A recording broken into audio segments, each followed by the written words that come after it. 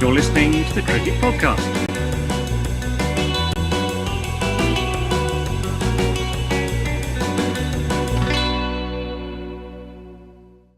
Hello everyone and welcome to the Cricket Podcast, where we're going to be asking a big question today. Is Travis Head a better Nighthawk than Stuart Broad?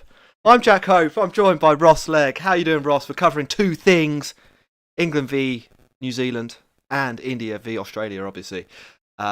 Which are you most excited about? And are you having a good weekend? I'm most excited about talking about the India game because it is finally balanced, and that's not what we've been able to say too recently.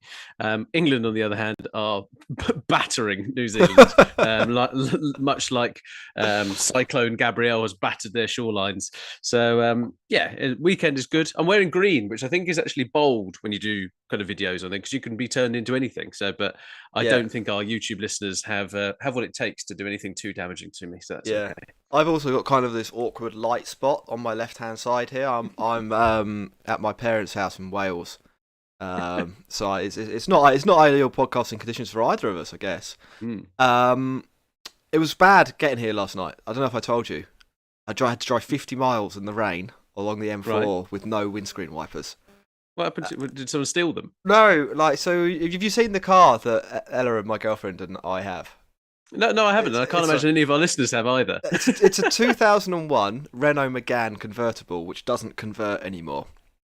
And we decided to drive this 250 miles through a storm on a Friday night, and around Cardiff, Cardiff West services. We were quite lucky; it blew up like just before we got to the services. The windscreen wipers stopped, and there were like sheets of rain coming in. So you literally, Ross, you couldn't see more than 30 or 40 yards in front of you. We were like going 70 miles an hour down the motorway. So we pulled over to the hard shoulder, and then we were like, well, what can we do here? So we crawled basically to the next stop. And wait, you know, the rain's softened off a little bit, and about 10 o'clock when there's a little bit less traffic, we decided to drive the next 50 miles. And wow. It was like, you know, Mole Man from The Simpsons. Yeah, I do, yeah. It was. I had to drive like that. Like there was a very small amount of visibility out the windscreen, probably about that much above the steering wheel. So I was driving along.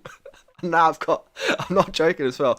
I've hurt my neck. You're officially an old man. If you've also pretty much driven illegally, please do get in touch. Great, Ross. Which one do you want to do first? We've got two tests, as you say, differing levels of competitiveness in the pair. Which one?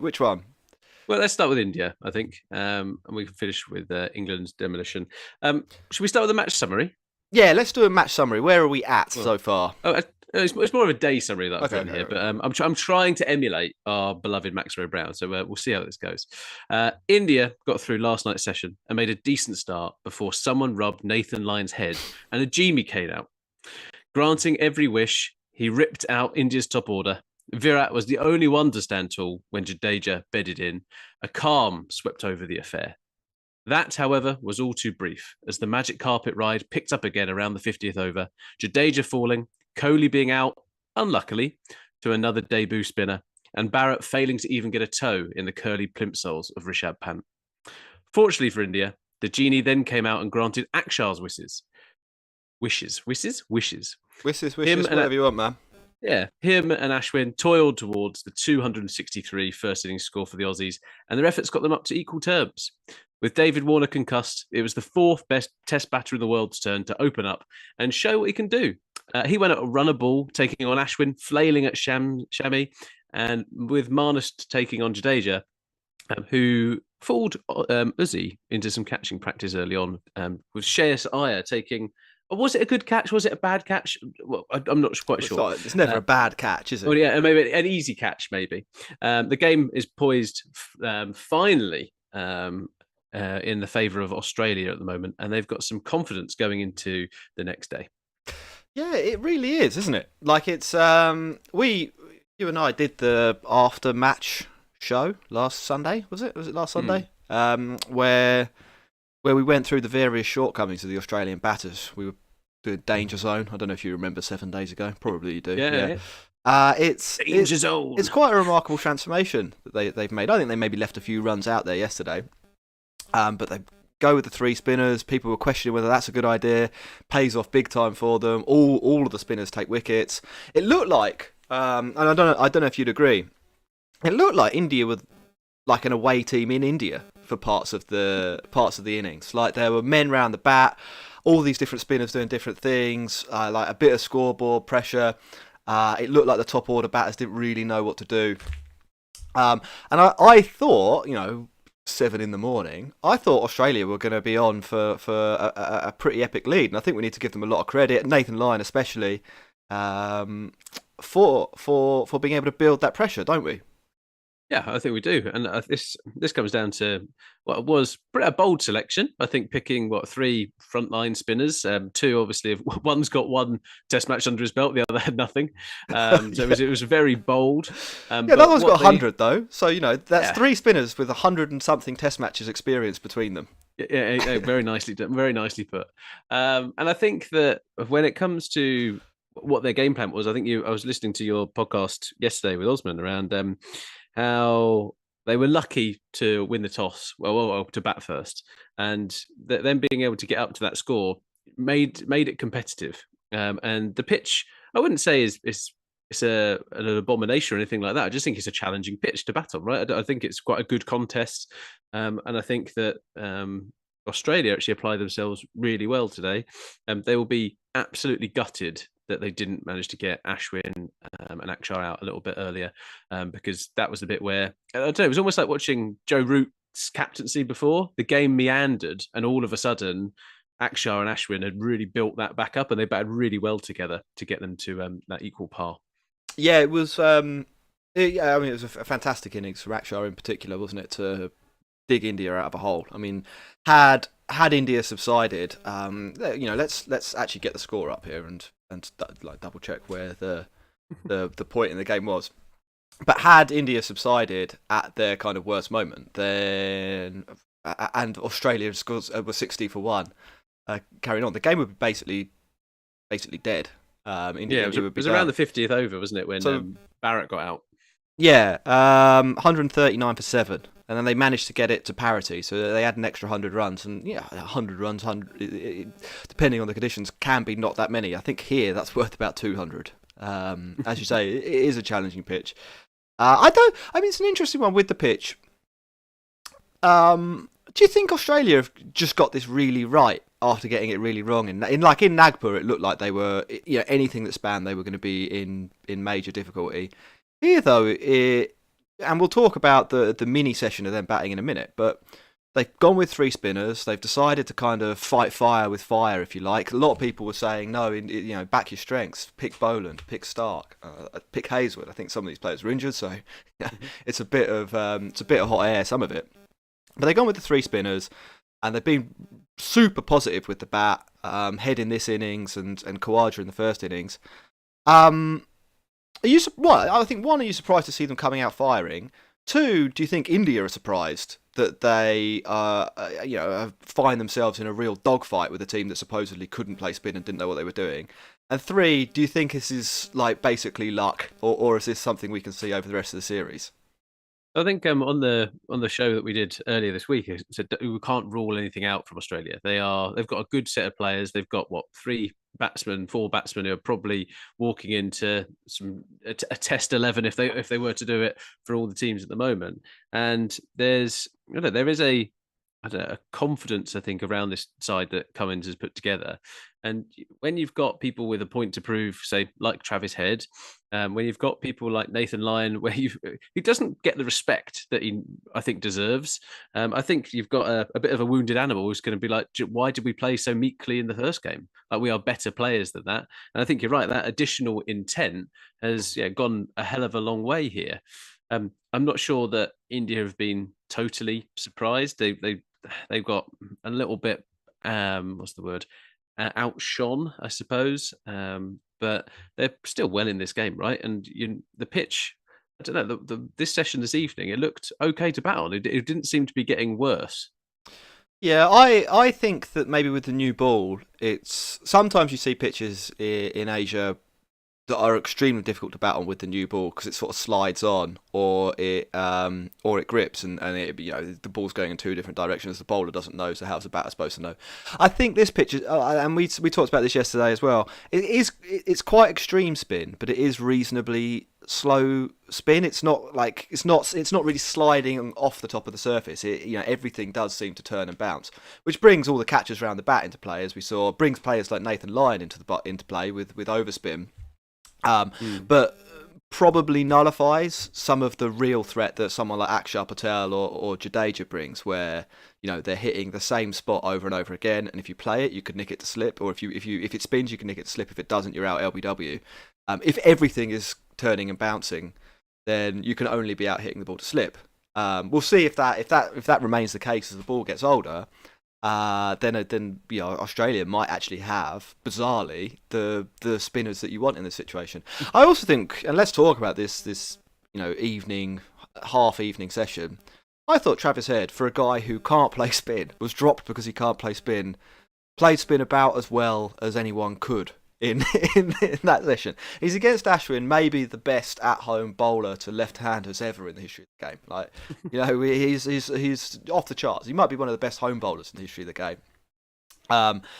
He's got a guy who allegedly can't play spin, and Head attacks him so quickly, so effectively and so aggressively that Ashwin's bowling full tosses to him by the end of the day. How often do you see that happen? Ashwin's actually trying something. He throws down a full toss and Head belts him into the stands. He doesn't even take the single. He's just like, that's filth. See you later. I thought it was excellent batting from Travis Head. Top stuff. Yeah, agreed. And I think that just comes down to how much of a shocker it was to kind of leave him out that first test. I know it's always easier in hindsight, but you've literally got someone who is in the form of their lives over the last, 12, 18 months. And regardless of how good they are or how bad they are in previous conditions, actually sometimes it's about backing some of your better players. Yes, I think it's a bit of a blessing in disguise that David Warner's got a concussion. And him being able to do that, I think they probably made, but obviously now they've made the right call in terms of opening with Head, because going along at a run ball here, every run is going to be so critical in this chase because it will be more difficult to bat later on for India. So is that the official thing? So because I was watching the broadcast and they were just like, oh, interesting tactical move that Head would go up the order, and I don't really listen to the commentary in that much detail anyway. So it's probably a blessing if you're trying to listen to Mark Waugh. Jesus, is that what the problem is basically? Warner's got concussion, so they're going to bring in Renshaw or something like that to. Yes, Renshaw's come in, so that's what's happening. All right, well that that's good news from you. Otherwise, we just talked about that as a tactic. For ages, but I mean, it's paid massive dividends, and I think if he bats for an hour in the morning, Australia are going to win this match. It could be as simple as that. It is all right. If you look at this India batting lineup, they've got this is probably one of the strongest thing they can put out, other than if you're putting Shubman Gill in the place of maybe Barrett and probably Barrett, and then you can drop there's someone down and give KL the gloves, but they didn't really want to do that. But yeah, they're not out this game by any stretch. But if they get to 250 again, that's going to be a really, really difficult score to chase down. Yeah, and they'll go a long way to doing that, especially with the triumvirate of spin and the part timers of Travis Head, which really smashed the boundary as well. We crowdsourced some ideas for what a good score might be. On Twitter, we asked lots of people think 150. I think 200 will be about par. I think if 200, India would get that about 50% of the time. I also think that every 10 runs you add over 200 reduces the chance of India winning by about 5-10%. I think if Australia can get to 250, then I think it would be nearly impossible. Just those extra 50 runs would be nearly impossible for India to chase for two reasons. One, obviously 50 more runs gives Australia a little bit more time to bowl them out. They can make a couple more mistakes. But it's an extra session of the game. So instead of it being done by lunchtime on day 4, Australia to get the 50 runs are going to take minimum 10 overs, and then India to get the runs are going to take minimum 10 overs. So you have to play 20 more overs on a pitch that isn't getting better. I think we're only going to see more up and down bounce as the test goes on. I wonder as well, just in that mini session, I thought India were really poor. I have to say, like I think Australia would have been really nervous. I think going out to face Jadeja and Ashwin and Axar and Siraj and Shami, and I thought India bowled really poorly. I don't think the plans were particularly good. I don't think they used the right bowlers. They didn't give Siraj an over, and I thought he was excellent in the first innings. I thought that this pitch might actually suit him. And their fielding, has to be said, Shreyas Iyer aside, with what I think was a good catch, but maybe you disagree. Just add him. If you would have dropped that, if like in our cricket that'd be taken. That's what I kind of count. It was. I thought the fielding was abysmal. Siraj let one through his legs. KL Rahul, I don't know if he wasn't paying attention or like just didn't realise the sweep shot normally went. It was 25 yards to his right, going pretty slowly. It wasn't and then he did another one where he like casually ran alongside the ball, tried to slide it back in, like players do, hundreds of times a day probably in practice, and flipped it over the boundary. And I just thought that like there's something. India aren't 100% at it, and I didn't think they were 100% at it, and they're going to have to be in the morning because this game is a 50-50, I think. Yeah, I think it was complacency just creeping in. Is what it was. I think there's no harm in saying, do you know what, we're going to open up with Ashwin. We've got two left-handers at the crease, one who's got a very good record against it, right? But at the same time, there is a little bit around trust what you've done previously, and it kind of felt that they were just like, we'll get Australia out, like it'll be fine. And it was a bit of there's that complacency of they thought they'd won it already, and now they've got a proper game on their hands. They're just like, oh goodness me. But they are not out of this by any stretch of the imagination, right? There is a collapse in this Australia side, as we've seen before. They do have the bowling to exploit that, and you never know kind of what's going to happen tomorrow morning, right? Travis Head took the most of probably the best batting conditions you're going to have for the rest of the game tonight, with a new ball coming on quite nicely to the bat, and took full advantage of it. Yes, India could have done a little bit better, but sometimes you just come up against someone who's chancing their arm a little bit, and it's just at the top of their game. Right. Anything else from India v Oz, Ross? No, I just think we talked about it on the preview show before this series happened, around people saying, well, Axar probably shouldn't be in the team. Like Kuldeep Yadav actually should be kind of coming into this lineup. And it just proves here that it's really, really important. And he's such an asset for them to have. Like you have Jadeja, who is a class act with a bat and ball. Ashwin has now got over 5,000 first-class runs and over 700 wickets. And Axar Patel today looked like the best batsman of the three of them. And it is such a great person to have in that lineup. And unfortunately for Kuldeep Yadav, not going to get a look in, I don't think. Cool. We've got one question from the Twitter chat, not the Twitter chat, the Twitter sphere. The YouTube. No, we didn't get any questions. We asked quite late on Twitter, so we didn't get anything through from there. And I think there's lots of nervous India fans who are don't want to jinx it by asking us. After the first test, everyone was asking like hilarious questions, like how bad, or basically joke questions about how bad Australia are. None of them this time. it's all gone quiet on that front. Tim says, "Was that Warner's last ever Test innings?" I think that's an interesting question. Do you think we'll see him? I think he might be out for the series if Head gets some runs, or Renshaw gets some runs. Back for the Ashes. I think he's got enough in the bank. I think. I think having like David Warner is a bit of a. We talk about narrative players quite often, Jack, on this. Like Ben Stokes, big narrative player. We're going to talk about Stuart Broad in a minute, big narrative player. David Warner again is a narrative player, and I wouldn't begrudge. I'd hate seeing it, but I wouldn't be surprised if we saw him hit a century to bow out in the Ashes and then retire after this Ashes. I can see Warner being around. I don't know if we'll get the century, but I don't know. Right, Ross, we're going to take a break in a second, but first we need to plug our title sponsor for the show, Manscaped. Manscaped.com. Use the code CricketPod for 20% off. Ross, we've got some new copy. Are you ready for this? Oh, have we? Excellent. Yeah, I right. love new copy. Are you ready? Spring has sprung, and our friends at Manscaped, the leaders in below-the-waist grooming, have the best tools for some spring cleaning in your pants. Trust me, your confidence will be blooming like the flowers.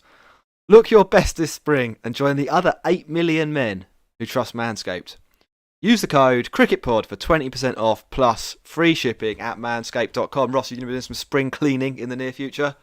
Yeah, well, I'm just looking out into my garden now, and I definitely need to do some of that, and inside and out. So the Manscaped machinery will be coming out to help.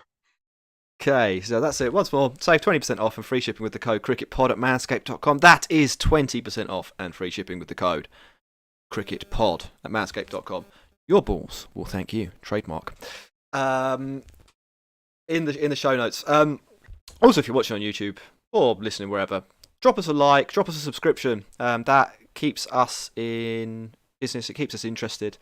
And we have a Patreon, patreon.com/the Cricket Pod. Where Ross, just about this, and then we will actually get on to England v India. Mm-hmm. I did an episode on Jack Talks Cricket about Don Bradman v Steve Smith. We had a big reaction after Monday night show from people say backing either Smith or Bradman. And I've done a half-hour episode on why I think Bradman is the best. So if you want to listen to that, patreon.com/the Cricket Pod. You get that, plus an extra show every week, plus a higher tier, some data and some stat packs, that kind of thing. It's a pretty good package. Patreon.com/the Cricket Pod. Ross, we're going to hit the button to play our jingle, and then we're going to come back and talk about England v whatever they're called. New Zealand. Yeah. You're listening to the Cricket Podcast.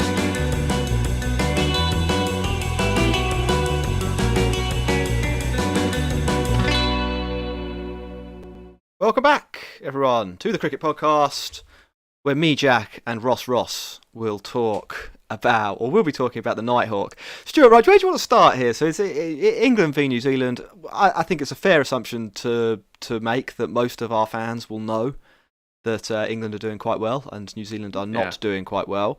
But you can do a summary if you want. We can just talk about Stuart Broad. We can do another Bazball deep dive. We can ask the question about Bairstow, where he fits into this lineup. Should we just drop Bairstow forever? Zach Crawley's kind of been bad, hasn't he? We didn't talk about this test yesterday, so we've got many options, many avenues we could go down. What do you want to do? Well, let's just quickly start with a brief update on where today was. So it was a second innings of starts, but not big finishes for the England lineup. 8 players past 24 runs, 3 past 50, but none of them past 60. The Kiwi bowlers have flayed all around the park, especially their enforcer-in-chief, Wagner, who went for over 100 runs in 11 overs and even more after his 13. But they took wickets relatively regularly. But England secured a 400 lead, pretty much. And when they came out, people were joking that the Nighthawk was there to flay them round from a batting perspective. But it was peak Stuart Broad. This was prime Stuart Broad. This was knees pumping, crowd-loving, bandana-wearing Stuart Broad. And he ripped the heart out of New Zealand's top order, bowling 4 of their top order batsmen, and looking unplayable in a 10-over spell. The Kiwis, they are reeling, absolutely reeling. 5 down, 350 runs or whatever it is to try and get. They're out of the game. There's no way. Even Daryl Mitchell, England's nemesis last summer, is saving them now. So Jack, England have been their tactics have been spot on, their approach has been spot on, and everybody has seemingly contributed. It's a good friendly that they're playing here. Yeah, I mean, we asked about why this series was happening. Somebody actually gave us a really good response on YouTube. I think basically England have to play New Zealand quite regularly because the way their 2 summers work doesn't quite align with the World Test Championship. So England are always looking for one extra short series every, I can't remember if it's 2 or 4 years at home to balance out the number of times so that they get a full home summer, as are New Zealand. And so they just sync quite well, being Northern and Southern Hemisphere as well. So I think that's why these matches are happening. They are kind of friendly, so aren't they, in terms of the World Test Championship? Also, it being at the end of the cycle. Also, New Zealand being on the wane. Also, New Zealand being injury depleted. Has taken, I wouldn't say the shine off the series. It's been played with a lot of intensity, and they are real matches. But when it's happening at the same time as India v Oz, it is kind of funny, isn't it? I think though, to your broader point, Like it's been another masterclass of tactics, strategy, and execution from England. Like everything they have done in the whole test basically has come off, apart from sort of one period of short pitch bowling on day 2, which New Zealand managed to negotiate reasonably well. Day 1 they bat first. They have it exactly what they want to do in mind. They want to bat until it starts to get dark, have 300 on the board, and try and blow away the New Zealand top order. They do that. They get the 320. They declare. They blow away the New Zealand top order. What was it? Day 3 yesterday. Day 3 yesterday. So I caught the beginning of it. It was mad. Like Neil Wagner was doing yesterday. Day 2, whatever. No, it was day 3 yesterday. Is it? Yeah. It's only day 3 now. Well, right. I'm going to read the scores to you, and I'm going to ask you how you think this is day 3. 325, 306, we're going to get down into the time zone conversation. Yeah, no, we don't want to go down there. It is the end of day 3. It's day 4 tomorrow. Do we agree on that? Yeah. Yeah, okay. So day 4 tomorrow. Right. Yeah, so it was day 2 yesterday. It's day 3 today. But I was watching the beginning of day 3. See, what's happened is I was up at 1 a.m. to watch the beginning of day 3, and you were up at 7 a.m. or 6 a.m. or whatever to watch the end of day 3, and that's what's happened. It's a stupid time. We said this in the preview. It's a stupid time to play a test match, unless you're in New Zealand. Then it probably makes a lot of sense, and it looks really nice, Mount Maunganui, doesn't it? Like the bowl I like the boutique thing that New Zealand cricket are doing to kind of make them showpiece tests and get people in from around the country and make it a festival of cricket. I think that's a really good idea for if in quotes small market side. Anyway, it's going really well for England. Like smash it. They started the day planting Neil Wagner into the crowd over and over and over again. Like he's been doing this for a decade. Like bowling short on flat pitches, bouncing people out for fun. Yeah, maybe he's lost half a yard of pace, but like the onslaught that Pope and Root started the day with was quite impressive. Like they were just like, we don't care about your reputation. We're just gonna hook you for 6. They're gonna take you on. Yeah. What did he go for? 8.5 and over the day. It was 13 overs, 2 for 110, going at 8.46. So not and too pretty. He's a good bowler, Neil Wagner. He's not a mug. He's playing in home conditions where he has terrorised teams, and that's happening. It was interesting to see actually, and this is a bit where we probably need your cricket bat next time. But it was interesting to see how England's batters actually lined up to play against him. They typically you look and people were getting out almost on the front, or they're obviously on the back foot, but where they're trying to pull it in front of square. Yeah. Here, actually, you saw it on Stokes' 6s, you saw it on Pope's 6s. They were shifting their body weight quite nicely back and almost like scooping over the shoulder kind of thing, rather than actually going that front. And again, it's the small tweaks, and they're clearly doing something really quite nice at the moment, England. And yeah, as you say, tactically spot on at the moment. Some naysayers and Indian fans and Australia fans may say that, well, actually, you're just going around the country obliterating second string bowling lineups. So you can only beat what's in front of you. Yeah, I think there's some acknowledgement does need to go to that point, though. There's no Trent Boult. There is no Kyle Jamieson. There's an ageing Tim Southey, albeit bowled really well. I thought Tim Southey didn't pick up any wickets, but did bowl really well. And Neil Wagner, who's probably slightly over the hill, himself, is in the team. And then they're backed up by Blair Tickner and Scott Kugelheim. And Michael Bracewell. And I do think that is, versus New Zealand from 3 years ago, that is quite a significant downgrade. You take Kyle Jamieson gets into, I think fit Kyle Jamieson gets into virtually every team in the world. He's excellent. Like he's 10 feet tall. Yeah, he bowls reasonably quickly. He can swing the ball both ways, and he can bat. Like what more do you want for a Test cricketer? Him not being there and being replaced by Scott Kugelheim you can see this a lot with these some smaller teams. Like the best 11 they can put out can be really competitive with anybody, especially at home. But as soon as you lose 1 or 2 players from that 11, the replacements are just so far from the level that it's you can't really fill the gap. If you're England, Bairstow comes out, Harry Brooks comes in. It hasn't always been like that for England. They went through a really poor spell, but by and large, the talent pool England have had to choose from across cricket in the last 20 years has been pretty deep. Same for Australia, same for India. It's reasonable in Pakistan, isn't it? But there's a lot of small nations where it's like if Kemar Roach doesn't play for West Indies, you know, who comes in? Like it's tough. Gabriel. It's tough out there. It's tough out there for some of the smaller teams. And when England are playing like this, it can be even tougher. I wonder. I don't know. Are you surprised that they didn't like really make the pitches extremely difficult to bat on, just to try and stop this a little bit and level the playing field? I'm not actually. I think they've still managed to bowl England out twice, albeit like this England lineup is like that's still a decent enough achievement. But England have just been like, nah, we're going to hit 700 runs against you. and there was there's almost like an inevitability about it. People were quite critical that Joe Root. There's been a lot of chat on Twitter that I don't particularly agree with. There's a lot of it saying, Joe Root can't bat in this new Bazball era, this Bazball team. Joe Root is unbelievable. Like he's got out reverse sweeping twice in this Test match, and I couldn't care less. I think it's absolutely hilarious. And I can see it if you're going to be losing to Australia and he's done that twice in an Ashes and it was the game on the line. Sure, then be angry. But this is a glorified friendly Test match. Yeah, they're going out and trying new things, trying to put kind of their stamp on things. Here, they've come away and they're gonna win by what 200 runs in this. Yeah, maybe like it's going to be an absolute pounding. I also think like the Joe Root can't bat in Bazball thing's a bit of a lie, isn't it? Like last summer he scored 615 runs and hit 3 tons. Like that's another 50 here. It's pretty good.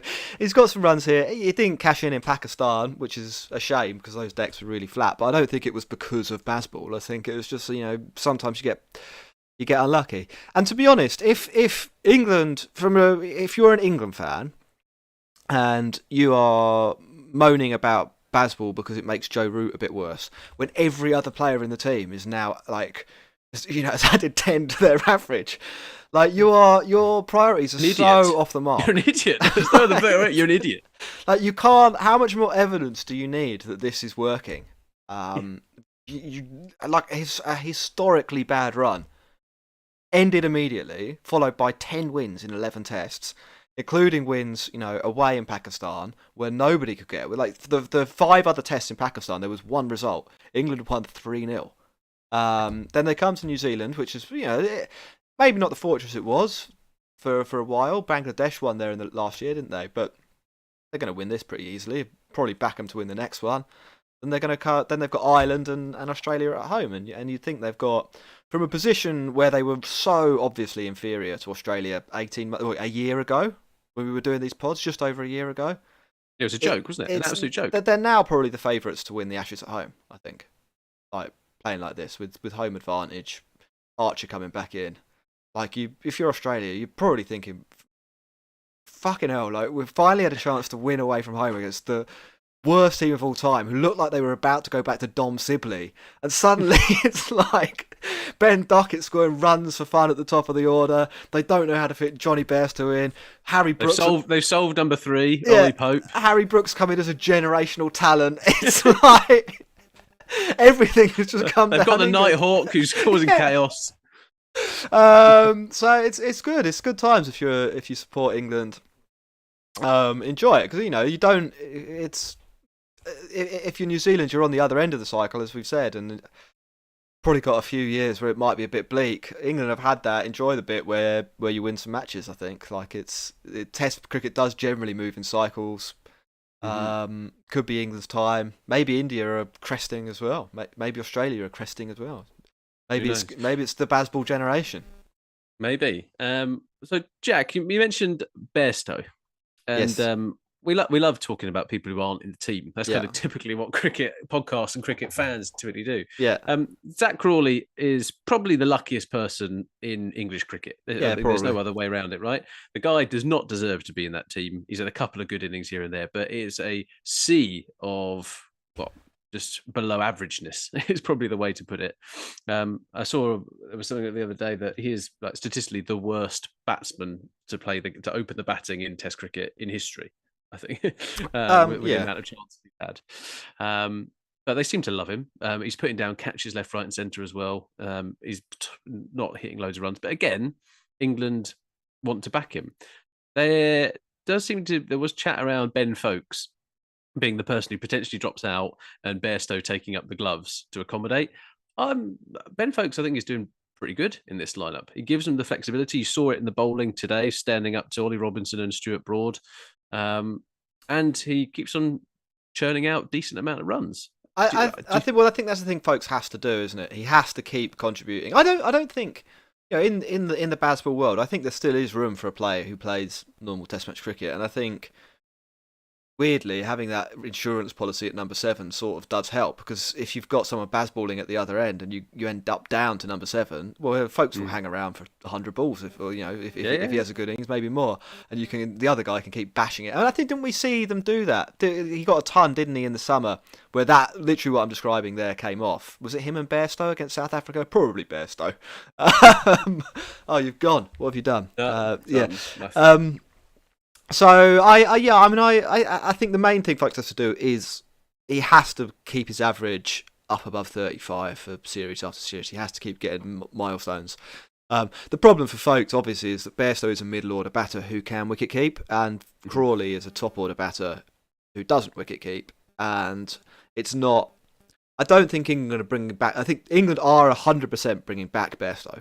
Like, there's no doubt about that. No doubt. They can't, like, Harry Brook is, he's undroppable now. He's going to be the fastest test. He's going to be the fastest person ever to 1,000 Test runs. I mean, to be honest, he probably could have got 200s in this game if he'd not been playing for the team. Like, it was that drive he hit off Tim Southey. But afterwards, he was like, I was setting up for a pull shot and it just wasn't there. So I hit him for 6 over extra cover. Like, it's nuts. I know where I was going with this point. Oh yeah, so I don't know who England could open with. There's Root might be a shout, So I don't hate that suggestion. So there was talk that Harry Brook could be the person to go and open, but I think he's just so devastating in that middle order. Yeah, and like if you literally had Brook, Bairstow, and Stokes as your kind of middle three, that is a pretty intimidating middle three. Then you've got Joe Root ahead of him, Pope in there as well. Ben Duckett's done good, I think, in this Test match. I think coming up against the Australians, again, it's a bit of a different challenge because of the height some of their players get. But again, he did really well in the first innings here. But Crawley, for me, is, I know it's one Test match, but it's not just one Test match in the career of Jack Crawley, is it? Yeah. But I'm wondering, is there a bit of a rejig? The other thing is, it's not. Like, I think there's 12 matches he's played under Ben Stokes. His average is only 1 run higher than it was under Root. So it's not like he's one of the players who's had a transformation. And when we say statistically the worst opener of ever, that part of this is because he was playing in a dead team and they didn't know what to do with him. And now he's in a good team with defined roles. He's good. That isn't true, is it? Like, it's. The average is 28 with Root as captain, 28.5 as with Stokes as captain. Yeah, and you have to ask questions. There's some better players than him around, and I would rather see someone shoehorned into open, I think, than Crawley doing a bad job. And that's what we're trying to get with the kind of the England Lions, right? They've been playing in the baseball way, and there are people in the wings. And I'm not saying you need to bring Haseeb Hameed back into the side straight away, but actually, like, again, there are question marks around that position. And Bairstow is definitely first person off that bus if he's recovered in time and hopefully regains his fitness for the IPL as well. And the Crawley position is the one that I think is in danger. But whoever fills that position, it'd be interesting. Right, Ross, we're going to call it a day, I think. We've done 40 minutes, which is a nice length show. We'll be back. I can't remember what we're doing tomorrow. Hopefully we'll try and do one tomorrow. And, we'll really looking forward to seeing what happens in this Australia match, to be honest. Absolutely. Thanks for listening, everybody. Au revoir.